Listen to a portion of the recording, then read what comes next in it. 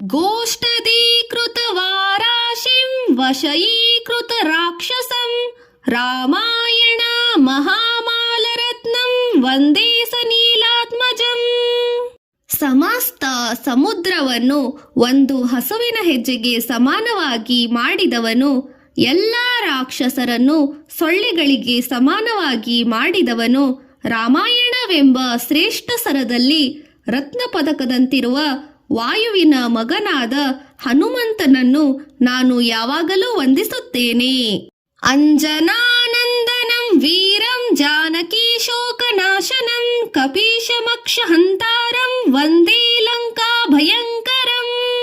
ಅಂಜನಾದೇವಿಗೆ ಸಂತಸವನ್ನು ನೀಡಿದವನು, ಮಹಾಪರಾಕ್ರಮಶಾಲಿಯಾದವನು, ಸೀತೆಯ ದುಃಖವನ್ನು ಕೊನೆಗಾಣಿಸಿದವನು, ವಾನರಿಗೆ ನಾಯಕನಾದವನು, ಅಕ್ಷಯ ಕುಮಾರನನ್ನು ಸಂಹರಿಸಿದವನು, ಲಂಕಾನಗರಿಗೆ ಭಯವನ್ನುಂಟು ಮಾಡಿದವನಾದ ಮಾರುತಿ ಹನುಮಂತನಿಗೆ ನಾವು ಯಾವಾಗಲೂ ವಂದಿಸುತ್ತೇವೆ. ಉಲ್ಲಂಘ್ರ್ಯಂ ಸಿಂಧೂಃ ಸಲಿಲಂ ಸಲಿಲಂ ಯಃ ಶೋಕವಾಹಿನಿಃ ಜಗನಾಕ ಜನಕಾತ್ಮಜಾಯ ಆದಾಯತೆ ನೈವ ದದಾಹ ಲಂಕಾ ನಮಾಮಿ ತಂ ಪ್ರಾಜನೈರಾಂಜನೇಯಂ. ಯಾವ ರೀತಿಯಲ್ಲಿ ಹನುಮಂತನು ಸಮುದ್ರದ ನೀರನ್ನು ಲೀಲಾಜಾಲವಾಗಿ ಹಾರಿ ಜನಕನ ಮಗಳಾದ ಸೀತೆಯ ದುಃಖದಿಂದ ಉದ್ಭವಿಸಿದ ಅಗ್ನಿಯನ್ನು ತೆಗೆದುಕೊಂಡು ಆ ಬೆಂಕಿಯಿಂದಲೇ ಅಗ್ನಿಯನ್ನು ಲಂಕೆಯಲ್ಲಿ ಸುಟ್ಟು ಹಾಕಿದವನು, ಸಮಸ್ತ ಲಂಕೆಯನ್ನು ಸುಟ್ಟು ಹಾಕಿದವನು, ಆ ಹನುಮಂತನನ್ನು ನಾವು ಯಾವಾಗಲೂ ನಮಿಸುತ್ತೇವೆ. ಮನೋಜವಂ ಮಾರುತ ತುಲ್ಯ ವೇಗಂ ಜಿತೇಂದ್ರಿಯಂ ಬುದ್ಧಿಮತಾಂ ವರಿಷ್ಠಂ ವಾತಾತ್ಮಜಂ ವಾನರಯೂತ ಮುಖ್ಯಂ ಶ್ರೀರಾಮದೂತಂ ಶಿರಸಾ ನಮಾಮಿ.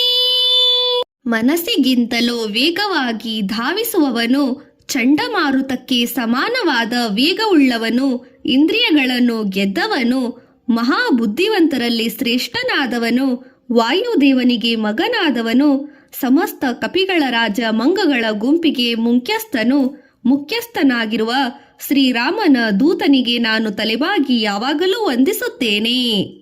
ಆಂಜನೇಯ ಮತಿಪಾಟಲಾನನಂ ಕಾಂಚನಾದ್ರಿ ಕಮನೀಯ ವಿಗ್ರಹಂ ಪಾರಿಜಾತತರು ಮೂಲವಾಸಿತಂ ಭಾವಾಯಾಮಿ ಪವಮಾನ ನಂದನಂ.